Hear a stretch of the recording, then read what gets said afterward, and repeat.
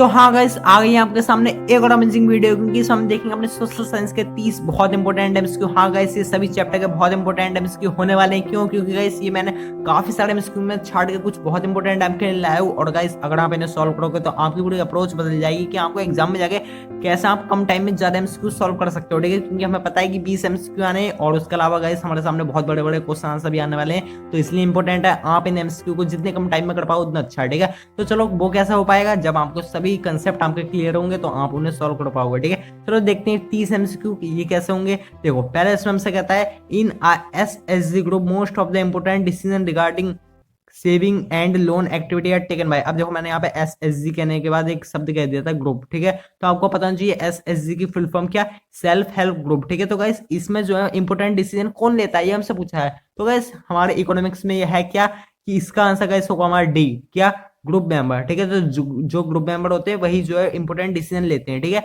तो guys I hope आपने इसका आंसर बता दिया होगा। और गाइस आप वीडियो को रोक के थोड़ा सोचिए कि आंसर क्या हो सकता है। ठीक है, बाकी मैं आपको बता रहा हूँ। ठीक है, तो देखो इसमें सेकंड वाले में क्या कहा है, देखो इसका आंसर हमारा हो गया ऑप्शन डी। अब देखते हैं सेकंड वाला। सेकंड वाले में इसमें कहता है find a odd one out, farmer, tourist guide, washerman, tailor. तो गाइस बताइए इसमें कौन सा जो है वो ओड वन आउट है, मतलब सबसे अलग ऑप्शन है। तो गाइस इसमें देखो, आप सही से देखोगे तो देखो फार्मर हमारा प्राइमरी सेक्टर में आता है, टूरिस्ट गाइड, बॉसमैन, टेलर गाइस हमारे आते हैं टर्सरी सेक्टर में। ठीक है, तो ये तीनों एक कैटेगरी को बिलोंग कर गए और जो फार्मर है वो एक अलग हो गया। ठीक है, तो इसमें हम ओड वन आउट बताना था, तो गाइस क्या होगा, वन। अब देखो वन किस में है, वन है हमारा ऑप्शन सी में। तो गाइस हमारा क्या, ऑप्शन सी हमारा इसमें करेक्ट हो जाएगा। ठीक है, तो चलो गाइस अब देखते हैं थर्ड वाला। इसमें क्या कहा है, इसमें कहा who rot the book small is beautiful. अब देखो गाइस थोड़ा डेप्थ क्वेश्चन, मतलब क्या, यहाँ आपकी ज्योग्राफी की बुक की एक लाइन है गाइस, आपको पता होना चाहिए। और ये एक पैराग्राफ में दे रखी है छोटे से बॉक्स में आपको। गाइस आई होप इसका आंसर पता हो। तो गाइस हाँ, इसका आंसर हमारा होगा बी, जो कि है सुमाकर। ठीक है, तो बी जो है इन्होंने जो बुक लिखी है क्या, स्मॉल इज ब्यूटीफुल। ठीक है, तो गाइस ये इंपोर्टेंट एमसीक्यू था। और देखते हैं इसमें आगे क्या है। आगे देखो फोर्थ वाला आता है, इसमें कहता है arrange the following in the correct sequence. अब देखो जो ये हमारे सामने स्टेटमेंट है ना चार, इन्हें हमें सही सीक्वेंस में जो है अरेंज करना है। अब देखो हमें बेसिकली कैसे अरेंज करना है कि कौन सा इवेंट कब हुआ, मतलब कौन सा इवेंट है सबसे पहले हुआ, उसके बाद कौन सा, उसके बाद कौन सा, उसके बाद कौन सा। ठीक है, ऐसा बताना है। अब देखो इसमें आप क्या करोगे, ऐसे क्वेश्चन में guys, आप किसी एक, मतलब किसी भी एक स्टेटमेंट को पकड़िए। सपोज हमने फर्स्ट वाली ले ली, तो आपको पता होना चाहिए रिवॉल्ट अगेंस्ट इकोनॉमिक हार्डशिप कब हुई थी। तो गाइस अगर आपको नहीं पता कोई बात नहीं, आप अगले पे मूव ऑन कर जाओ। लेकिन ये तो चलो 1830 में हुई। चलो अगला आपको पता होगा क्या, नेपोलियन इन्वेड इटली। तो ये कब हुआ था गाइस, ये हमारा हुआ था 1797 में। ठीक है, तो ये हो गया। चलो एक आपने कंसिडर कर लिया। अब दूसरा पकड़ो। दूसरा देखो इसमें आप कोई भी दो ले लो। अब देखो थर्ड वाला जैसे हमने लिया कि Slav nationalism in gather forcing in Handsworth and Ottoman empire. तो गाइस ये आपको पता होगा क्या, 1905 में। ठीक है, अब देखो जो सेकंड वाला है और जो थर्ड वाला है, तो इसमें हमारा कौन सा पहले आएगा, मतलब सेकंड से पहले, मतलब थर्ड से पहले सेकंड आना चाहिए। ऐसा कौन सा ऑप्शन में है कि सेकंड थर्ड से पहले है।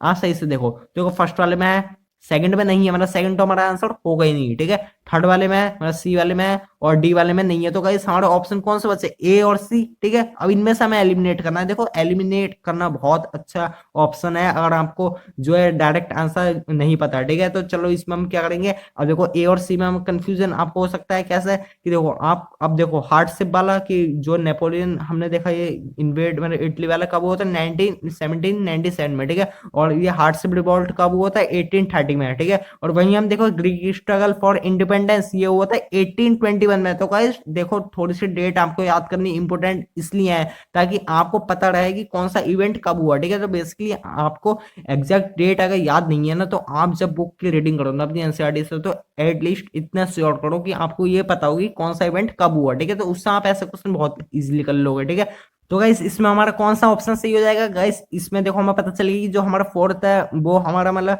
पहला आना चाहिए किससे, गाइस फर्स्ट वाले से। ठीक है, तो चलो इसमें हमारा ऑप्शन सी जो है वो करेक्ट हो जाएगा। तो गाइस आई होप आपको पता चल गया कौन सा इवेंट कब हुआ। तो देखो आप देख भी सकते हो इसमें डेट्स आपके सामने आ गई हैं। ठीक है, तो चलो ये हमारा हो गया। अब देखते हैं गाइस अगला क्वेश्चन जो कि फिफ्थ वाला, इसमें क्या कहता है। तो देखो इसमें दिया है credit helps to meet household needs, working capital of production, day to day expenses, the borrower and the lender. तो गाइस आप आराम से सोचिए इसमें आंसर क्या हो सकता है कि क्रेडिट किस चीज में मदद करता है, हाउस होल्ड नीड्स पूरी करने में, वर्किंग कैपिटल जो लगती है प्रोडक्शन में उसमें, डे टू डे एक्सपेंसेस में, या बोरोवर और लेंडर के लिए। तो देखो गाइस इसमें आप थोड़ा एलिमिनेशन से खेलो तो क्या होगा कि देखो हाउस होल्ड नीड के लिए तो गाइस नहीं, मतलब क्रेडिट आप हाउस होल्ड नीड के लिए थोड़ा ना लोगे, और working capital need of production, हाँ गाइस ये पॉइंट इंपॉर्टेंट है, हम इसे कंसिडर कर सकते हैं, लेकिन आपको क्या करना है, आपको एकदम से टिक नहीं करना, आपको सभी ऑप्शन पढ़ने हैं, ठीक है, ये चीज इंपॉर्टेंट है। अगर आप किसी चीज पे श्योर भी हो ना, तो थोड़ा सा देख लो कि बाकी का ऑप्शन क्या है, हो सकता है कि उससे भी अच्छा कोई ऑप्शन मिल जाए। देखो अगला इसमें दिया है डे टू डे एक्सपेंसेस, नहीं ये तो हो गई नहीं, ठीक है। तो गैस अगला है the borrower and the lender. तो गैस बोरोअर मतलब जिससे हम पैसा लेते हैं, और लेंडर मतलब जिससे हम देते हैं, तो गैस उसमें तो क्रेडिट का मतलब कोई रोल है ही नहीं, लेंडर में तो चलो है भी, लेकिन बोरोअर में तो बिल्कुल नहीं है, ठीक है। तो गैस इसमें देखो हमारा ऑप्शन कौन सा अभी तक सबसे सही है गाइस, ऑप्शन बी, तो हमारा इसमें करेक्ट आंसर ही वो भी हो जाएगा, ठीक है। तो चलो अब देखते हैं गाइस हमारा सिक्स्थ वाला, इसमें हमसे क्या कहता है, तो गाइस इसमें कहता है blank of the earth surface is covered with water, one third, two third, one fourth और थ्री फोर्थ। तो गाइस इसमें आई होप आपको डायरेक्ट पता होगा, इसमें क्या है हमारा ऑप्शन डी, जो कि है थ्री फोर्थ, ठीक है। चलो आता है अगले क्वेश्चन पे, इसमें सेवेंथ वाला है, इसमें क्या कहता है, इसमें कहता है which soil is known as regur soil, red soil, alluvial soil, black soil, sandy soil. तो गाइस देखो ये तो डायरेक्ट क्वेश्चन है, इसमें समझाने जैसा कुछ नहीं, आपको पता है तो पता है, नहीं पता तो नहीं पता, ठीक है। तो इसमें गाइस हमारा आंसर होगा रेगड सॉइल का दूसरा नाम होता है गाइस ब्लैक सॉइल, हम कहें तो ब्लैक सॉइल का दूसरा नाम होता है रेगड सॉइल। और देखो ब्लैक सॉइल को बेसिकली कॉटन मतलब ब्लैक कॉटन सॉइल भी कहते हैं, ठीक है। तो ब्लैक सॉइल के काफी नाम होते हैं, आपको पता चाहिए। तो रेगड सॉइल गाइस इसमें हमारा आंसर है, ठीक है। चलो देखते हैं अगला इसमें क्या है, एट्थ वाला, इसमें कहता है हमसे कि study the picture and answer the question that follows. तो गाइस हाँ ये इमेज बेस्ड क्वेश्चन है, ये भी आ सकते हैं। और देखो इनके लिए मैं एक आपको बिल्कुल बढ़िया सी चीज बताता हूँ कि तो देखो आपकी जो हिस्ट्री की बुक है ना, उसमें जो शुरू के दो चैप्टर हैं, rise of nationalism in Europe और नेशनलिज्म इन इंडिया, तो गाइस बस इमेज बेस्ड क्वेश्चन बेसिकली इनमें से ही पूछे जाते हैं, ठीक है। मोस्ट ऑफ द इनमें से ही पूछे जाएंगे आपसे, तो बस आप इनकी प्रैक्टिस कीजिए। और ये कैसे आप इनके आंसर कर पाओगे, इसमें आपको बिल्कुल प्रेशर नहीं डालना है, क्या करना है, आप बिल्कुल बुक को खोलो, अभी अभी खोलो, अभी अपनी एनसीईआरटी को पास में रखो हिस्ट्री की, ठीक है, उसे खोलो, और ये जो इमेज है ना, इनके नीचे जो लाइन लिखी, इनके नीचे इनके बराबर में जो लाइन लिखी है, उन्हें पढ़ लो बस, डेट्स इट। और इमेज आपको दिमाग में रखनी कि इसके नीचे लाइन लिखी थी, ठीक है, आप ये कर लोगे, ठीक है। तो गाइस आपके सभी इमेज बेस्ड क्वेश्चन बहुत अच्छे से हम करके आओगे, ठीक है। तो चलो इसमें क्या कहा है, इसमें कहा है कि ये इमेज है, आप देख सकते हो। तो इसमें ये मतलब किस चीज को हमें दिखाती है, फॉलन मैराइन को, मदर एल्वेनिया को, मदर इंडिया को, ये जर्मेनिया को, ठीक है। तो गाइस ये हमारा चैप्टर 1 का क्वेश्चन है, बेसिकली उसमें इमेज आप देख सकते हो अपनी बुक में एनसीईआरटी में। तो गाइस इसका आंसर हमारा है ऑप्शन डी, जो कि है फॉलन जर्मेनिया, ठीक है। चलिए अब देखते हैं गाइस अगला क्वेश्चन, इसमें हमसे क्या कहता है, इसमें कहता है arrange the following sentence in correct sequence, ठीक है। तो देखो इसमें चार ऑप्शन है बेसिकली, कौन कौन से, all activity that convert the raw material into finish product and final finish product, the final goods are transported to the market for commercial exchange and income earned from it, raw material, labor, cost of land, transport, power and other infrastructure, ठीक है। तो देखो इसमें हमें क्या करना है, इन्हें हमें करेक्ट सीक्वेंस में लगाना है, ठीक है। देखो इसमें हम अगर देखें तो हमें पता चल गया कि ये मतलब बेसिकली जो सेकेंडरी सेक्टर का पूरा प्रोसेस है, इसमें बताया है कैसा है कि देखो पहले इसमें आपको देखो हमें पता है कि उसमें क्या होता है, रॉ मटेरियल जो होता है उसे फिनिश गुड में जो है कन्वर्ट किया जाता है, देन जो ट्रांसपोर्टेशन वाला चीज होती है, ठीक है। अगर आपको ये चीज पता है तो गाइस आप इसमें बिल्कुल यही चीज आपको देखनी है, क्या कि देखो पहले raw material, labour, cost of land, मतलब ऑप्शन नंबर 4 हम देखेंगे। देन उसके बाद गाइस जो हमारा जो सारे एक्टिविटीज हैं जो कि कन्वर्ट करती हैं रॉ मटेरियल फिनिश गुड में, वो होंगी।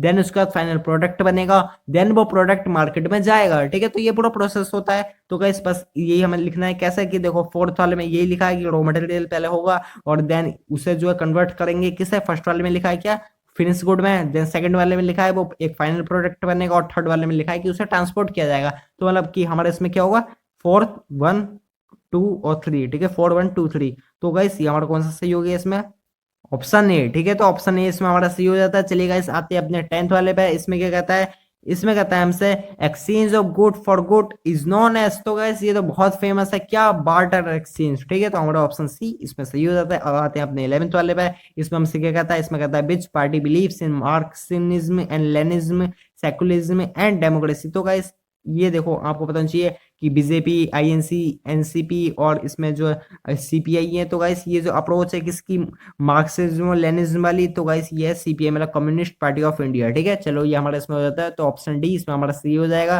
तो चलिए गाइस अब आते हैं अपने अगले वाले पे, इसमें हमसे क्या कहता है, इसमें देखो फिलिंग द ब्लैंक्स है। तो इसमें एक तरफ जीडीपी, एक तरफ जो है कॉस्ट लिखे हैं, और देखो एक तरफ लिखा है टर्शियरी सेक्टर इंक्रीज, देन उसका कॉस्ट में कुछ नहीं लिखा, वो हमें बताना है वो क्या होगा। और देन जीडीपी शेयर में लिखा है एक तरफ प्राइमरी सेक्टर डिक्रीज, उसका कॉस्ट लिखा है people begin to work in factories. तो हाँ गाइस कि प्राइमरी सेक्टर डिक्रीज क्यों हो गया, क्योंकि जो लोग हैं वो फैक्ट्री में काम करने लगे, ठीक है, इसलिए। और ऐसे में बताना है कि जो टर्सरी सेक्टर है वो इंक्रीज क्यों हुआ।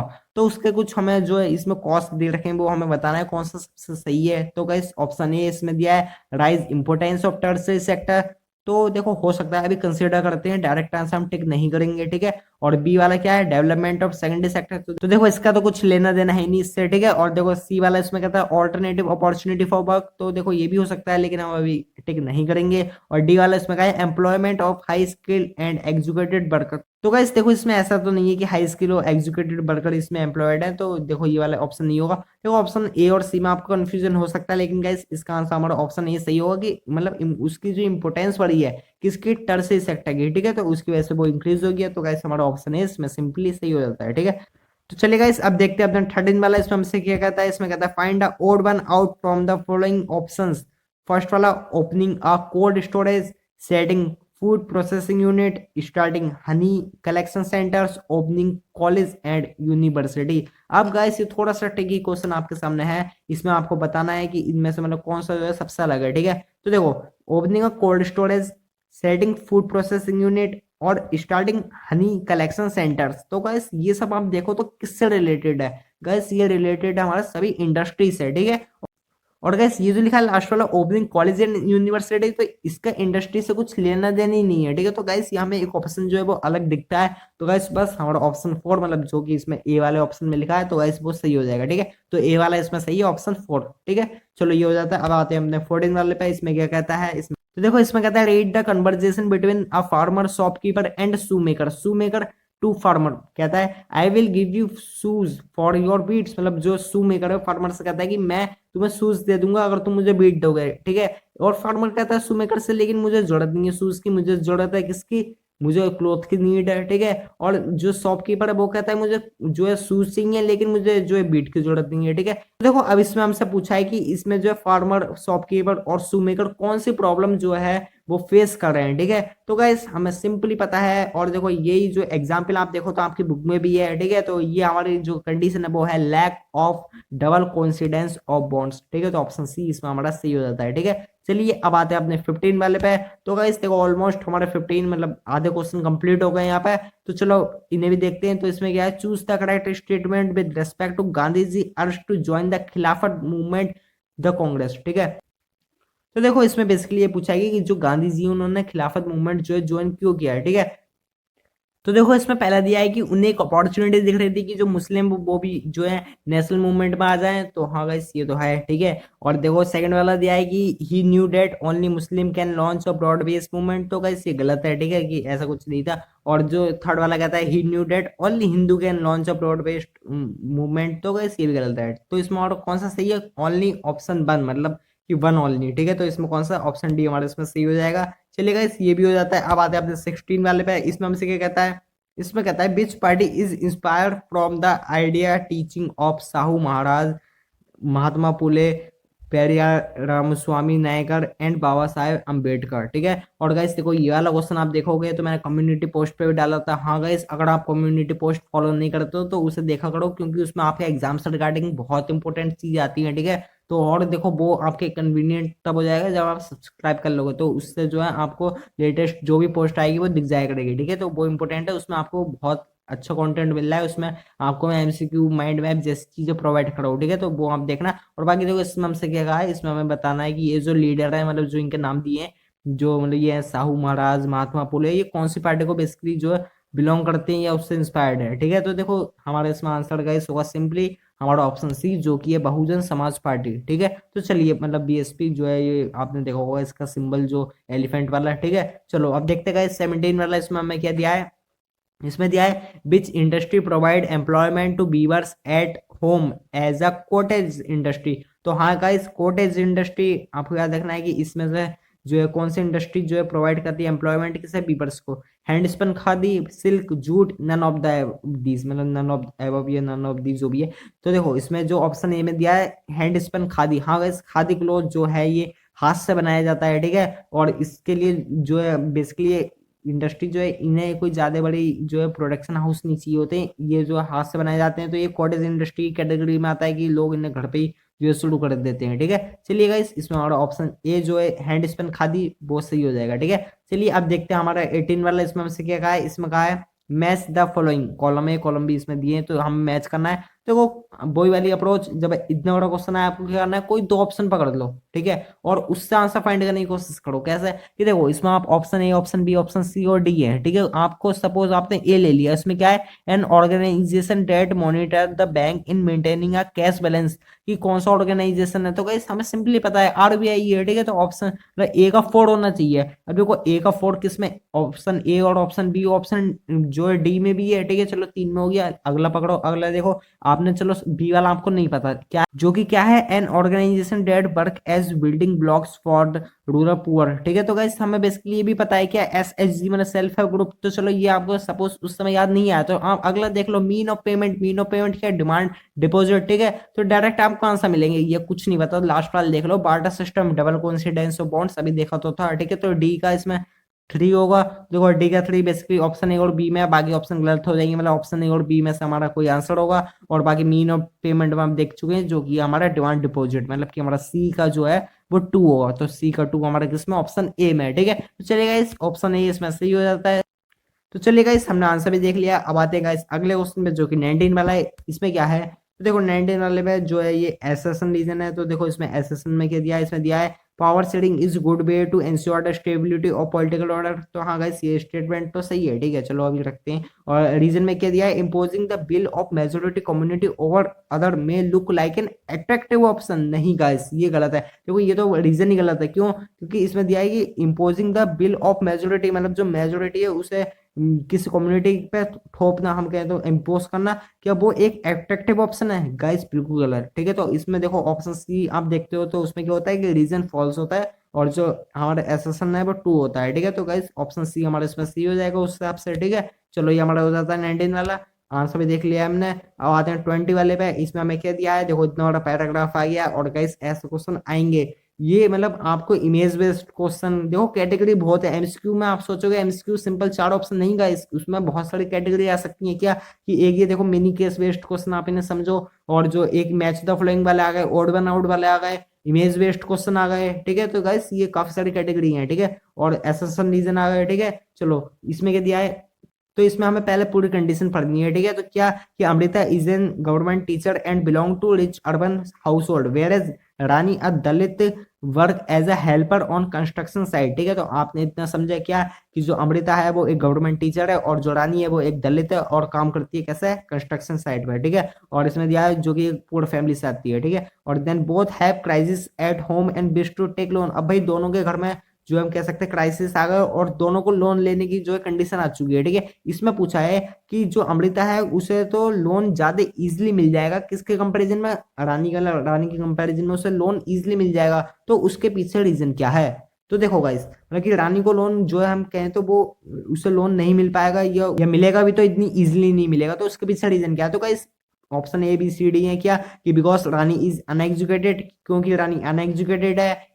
क्योंकि रानी जो है इंगेज है इनफॉर्मल सेक्टर में, क्योंकि रानी जो है अनटचेबल या दलित है। ठीक है, और क्योंकि रानी जो है वो गरीब है। तो देखो गाइस इसमें आप देखो सबसे रेलिवेंट ऑप्शन आपको चुनना है। ठीक है, तो देखो आपको कंफ्यूजन हो सकता है क्या है कि रानी इज अनएजुकेटेड, तो गाइस ये तो होगा ही नहीं। ठीक है, क्योंकि लोन ऐसे अनएजुकेशन या आपकी एजुकेशन को देख के नहीं दिया जाता है। ठीक है, इसमें दिया रानी जो है इंगेज है इनफॉर्मल सेक्टर में। हाँ गाइस ये बिल्कुल सही ऑप्शन है। क्यों, क्योंकि देखो अगर वो इनफॉर्मल सेक्टर में, देखो अमृता को आप देखो तो उस पे जो है एक फिक्स सैलरी जो है वो हर मंथ आ रही है। ठीक है, तो अगर बैंक उसे लोन दे रहा है तो उससे हाँ श्योर रहेगा कि उसका जो है पेमेंट रिपे हो जाएगा, मतलब उसका जो लोन है वो रिपे हो जाएगा। तो लेकिन अगर आप वहीं अगर बैंक रानी को लोन देगा तो वहां पे जो है थोड़ा रिस्क है वो। क्यों, क्योंकि रानी जो है एक इनफॉर्मल सेक्टर में काम कर रही है। ठीक है, तो गाइस ये ऑप्शन हमारा हो सकता है, लेकिन हमें कूदना नहीं है मतलब ऑप्शन पे। हमें क्या देखना है, हमें सीओडी भी देखना है क्या कि उसमें लिखा है कि रानी इज अनटचेबल कास्ट। तो गाइस ऐसा बिल्कुल नहीं है, आपको कोई भी कास्ट में आप हो आपको लोन मिल जाएगा। ठीक है, और रानी इज पुअर तो ये भी गलत है। ठीक है, तो ऑप्शन ए बी हमारा इसके लिए इसमें सही हो गया। तो देखो इसमें हमारा ऑप्शन बी सही आ चुका है। ठीक है, कि रानी जो है इनफॉर्मल सेक्टर में काम कर रही है, उसलिए उसे जो है लोन इतनी इजिली नहीं मिलेगा या नहीं मिलेगा। ठीक है, ये इसमें है। और देखो अगला आता है इसमें हमारा 21 वाला। इसमें कहता है constitution was amend to prevent elected blank from changing parties. ठीक है, तो गाइस देखो कॉन्स्टिट्यूशन में कौन से जो हम कहें तो सुधार हुए जिसमें जो है प्रिवेंट किया गया पार्टी को चेंज करने के लिए, किन है एमएलए एमपी को, इलेक्शन कमिश्नर को, एमपी और इलेक्शन कमिश्नर को, कैबिनेट मिनिस्टर और इलेक्शन कमिश्नर को। तो गाइस देखो anti defection law, I hope आपको याद आ गया होगा इस क्वेश्चन को देख के। तो गाइस उसमें कौन थे, एमएलए और एमपी। ठीक है, तो चलो इसमें हमारा ऑप्शन ए सही हो गया है। अब देखते हैं अगला क्वेश्चन जो कि है 22 वाला। इसमें कहता है power can be share among government at a different level such a general government for entire country is usually called. तो गाइस देखो जब पावर शेयरिंग की बात आई इसमें मतलब कि जो है पावर जो गवर्नमेंट में डिफरेंट लेवल पे शेयर की जाती है। तो गाइस फेडरलिज्म, आपको चैप्टर याद आ गया होगा क्या, तो इसमें हमारा ऑप्शन ए जो फेडरल गवर्नमेंट वो सही हो जाएगा। ठीक है, चलो गाइस इसमें हमने देखा कि हमारा जो ऑप्शन ए है वो सही हो चुका है। अब आते हैं अपने अगले पे। इसमें हमसे क्या कहा है, इसमें देखो ये इमेज बेस्ड क्वेश्चन आ गया। इसमें हमसे कहा है कि study the picture and answer question that follows. Okay, तो which of the following aspect best signifies the image of Bharat Mata, कि इसमें से जो भारत माता है वो कौन सा बेस्ट एक्सपेक्ट जो है वो सिग्निफाई कर रही है। तो गाइस इसमें बताना है, option A heroism responsibility, option B divinity और एस्टिज्म, और option C power and authority, और option D heroes and justice. तो गाइस ये ऑप्शन आप तभी कर पाओगे, ये क्वेश्चन आप तभी कर पाओगे जब आपने इमेज देखी होगी अपनी बुक में, और यार पूरे साल क्या करोगे आपने एनसीईआरटी में देखी होगी। ठीक है, तो देखो इसमें आपने अगर लाइन पढ़ी होगी उसके साइड की जो कि लिखी है, देखो आपको मैं दिखा देता हूँ। देखो ये लाइन इसमें लिखी है, यहाँ पे ध्यान से देखो। तो गाइस इसमें लिखा है क्या कि both symbol of power and authority. ठीक है, तो ऑप्शन हमारा सी उस हिसाब से सही हो जाता है। ठीक है, चलो गाइस ये हमारा हो गया क्वेश्चन नंबर 23। अब देखते हैं 24, इसमें हमसे क्या कहा है। देखो इसमें दिया है arrange the following in a correct sequence. तो देखो इसमें भी जो हमें एक करेक्ट सीक्वेंस में जो है इन्हें लगाना है ऑप्शंस को। ठीक है, देखो 1 2 3 4 इसमें है स्टेटमेंट क्या कि Irwin was unwilling to negotiate, Gandhi ji reach Dandi ceremony, violated the law and manufacture salt by boiling sea water, Mahatma Gandhi start his famous salt march and accompanied by 78 of his trusted volunteers, and Gandhi sent a letter to Viceroy Irwin stating 11 demands। तो guys I hope आपको पता होगा कि गांधी जी ने पहले जो Irwin के सामने 11 डिमांड्स रखी थी, देन उसके बाद ये सॉल्ट मैन्युफैक्चर करने वाली पूरी कहानी हुई। ठीक है, तो देखो इस क्वेश्चन में आपको स्मार्ट वर्क करना है। कैसे कि देखो हमें पता चल गया कि इरविन वाली जो कहानी है वो पहले आएगी। ठीक है, तो देखो 1 और 4 में आप देखो तो इसमें इरविन वाली है, देन जो सेकंड और थर्ड है इसमें हमारे सॉल्ट मैन्युफैक्चर करने वाली है, पूरी सॉल्ट मार्च वाली है। ठीक है, देखो 1 और 4 स्टेटमेंट जो हमारी पहले आनी चाहिए 2 और 3 वाली से। ठीक है, कैसे आएंगी वो गाइस हमने देख लिया। तो देखो 1 और 4 किससे पहले आनी चाहिए, 2 और 3 से। तो गाइस ऑप्शन बी में हमें ये चीज दिखती है। तो गाइस आप ऐसा कर लीजिए, और उसमें भी आप सीक्वेंस देखो तो पहले 11 डिमांड्स रखी, देन उसका उस पर नेगोशिएट किया, और देन वो सॉल्ट मार्च पे गए, और देन उसमें वहां पे जाके उन्होंने जो है सॉल्ट मैन्युफैक्चर किया। ठीक है, तो ये पूरा सीक्वेंस में आप देख सकते हो। तो गाइस इसमें हमारा ऑप्शन जो बी है वो बिल्कुल सही हो जाएगा। अब आते हैं अपने अगले क्वेश्चन पे जो कि 25 वाला। इसमें दिया है blank list include subject of national importance. हाँ गाइस नेशनल इंपोर्टेंस के लिए क्या, स्टेट कंकरेंट, यूनियन या रेसिडेंसी। तो गाइस यूनियन बिल्कुल सही आंसर होगा इसमें हमारा। ठीक है, चलिए अब देखते हैं अगला क्वेश्चन जो कि 26। इसमें कहता है resource which are survey and their quantity and quality have determined the utilisation is known as. तो गाइस डेवलप्ड रिसोर्स। ठीक है, तो इसमें हमारा ऑप्शन जो है ए वो बिल्कुल सही हो जाएगा। अब आते हैं 27 वाले पे। Money act as bill of exchange, medium of exchange, collateral या इन्वेस्टमेंट। तो गाइस इसमें आपको पता है कि मनी किसके लिए एक्ट करेगा, मीडियम ऑफ एक्सचेंज कर। ठीक है, तो इसमें हमारा ऑप्शन बी जो है वो सही हो जाएगा। ठीक है, तो चलो इसमें हमारा ऑप्शन बी सही हो गया। अब देखते हैं अगला क्वेश्चन। इसमें हमसे क्या कहा है, इसमें कहा blank is an important element in BJP conception of Indian nationhood and politics. तो गाइस बीजेपी का मेन इंपोर्टेंट एलिमेंट क्या है, तो गाइस वो हमारा ऑप्शन सी में हमें दिखता है क्या, कल्चरल नेशनलिज्म। ठीक है, तो गाइस ये डायरेक्ट क्वेश्चन है, आपको पता होना चाहिए आई होप। ठीक है, तो आपको क्या करना है कि ये जो मतलब जो हमारी डिफरेंट पॉलिटिकल पार्टीज है ना, इनका जो पैराग्राफ है उसमें बस ऊपर ऊपर से आपको देख लेना है, उसमें ज्यादा डेप्थ क्वेश्चन आपसे जो है नहीं पूछे जाएंगे, लेकिन हाँ आपको जो है उसे देखना है क्योंकि एमसीक्यू टाइप क्वेश्चन आपको पूछे जा सकते हैं। ठीक है, चलो अब आते हैं 29 वाले पे। इसमें हमसे क्या कहा है, तो देखो ये एसेशन रीजन आ गया क्या, there was a feeling of alienation among Sri Lankan Tamil. तो गाइस ये तो बिल्कुल सही है।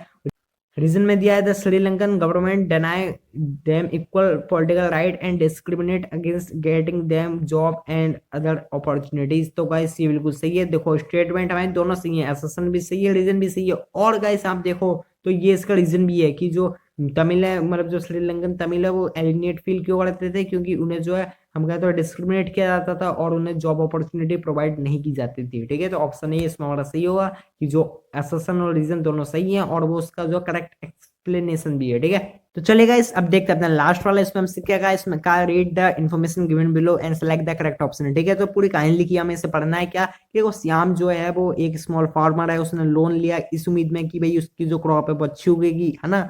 तो लेकिन उसकी जो क्रॉप अच्छी नहीं होगी और जो वो लोन है वो रिपे नहीं कर पाया। अगले साल उन्होंने फिर इस उम्मीद में लोन लिया, फिर ऐसी कंडीशन हुई। तो इसमें कहा है कि अब उसने जो है मतलब लोन की रीपेमेंट के लिए अपना जो लैंड बेच दिया। ठीक है, जिससे उसकी कंडीशन और भी बेकार हो गई। तो गाइस इसमें जो कहा है जो उसने लोन लिया तो उसने कौन सी प्रॉब्लम जो है वो फेस करी है। ठीक है, तो देखो ऑप्शन क्या है, उसने loan trap, credit trap, debt trap या टैरिफ ट्रैप जो है वो उन्हें फेस करा। तो गाइस देखो ऑप्शन काफी मिलते जुलते हैं, आपको बताना है। देखो इसमें इस कंडीशन में हम जो कहेंगे उसने कौन सी सिचुएशन फेस करी गाइस, वो होगी डेट ट्रैप की। ठीक है, उन्होंने कर्जे में ही तो वो डूबा है। ठीक है, तो गाइस ये हमारा हो गया है। ठीक है, तो गाइस आप इसमें आंसर भी देख सकते हो, जो हमारा ऑप्शन सी है वो हो गया है। ठीक है, चलो गाइस इसी के साथ हमारे सभी क्वेश्चन कंप्लीट हुए। आई होप आपने सभी क्वेश्चन बहुत अच्छे से देखे होंगे, हमने सभी वैरायटी के क्वेश्चन इसमें देखे। तो गाइस बस यही थे हमारे सोशल साइंस के बहुत इंपॉर्टेंट एमसीक्यूज। आई होप आपको पसंद आए होंगे, और गाइस पसंद आए हो, वीडियो अच्छी लगे तो वीडियो को लाइक, चैनल को सब्सक्राइब करना मत भूलना। मैं मिलूंगा आपसे अगली super duper amazing and informational video के साथ। तब तक बन रहे अपने प्यार वाले स्टडी के साथ।